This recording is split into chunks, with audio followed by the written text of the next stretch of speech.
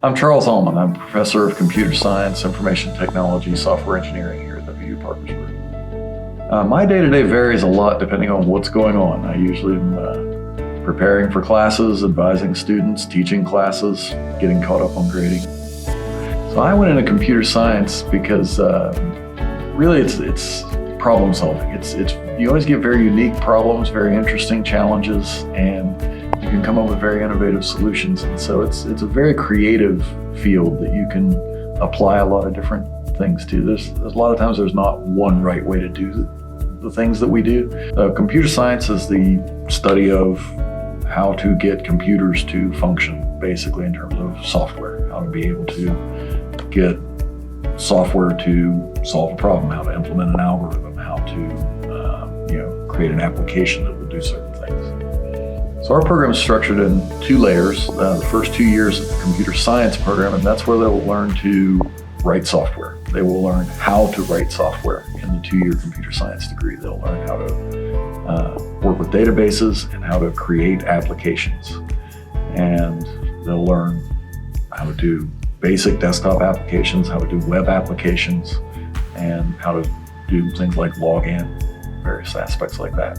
In the next 2 years of the software engineering degree, that's where they learn how to design software and how to take an elevator pitch. I've got a great idea for a piece of software, and go all the way through a design that will solve that problem. If you look at like the US News and World Report top 100 jobs, software engineers been in the top 5 for the last decade.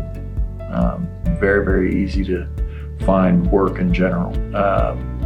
Everybody needs computing capabilities, and there aren't a large pool of people that are really good at it. So limited supply, unlimited demand tends to make a good job market.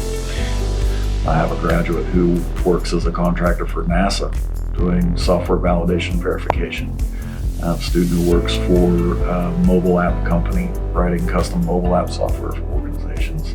Another student who works for a company that does Salesforce customization.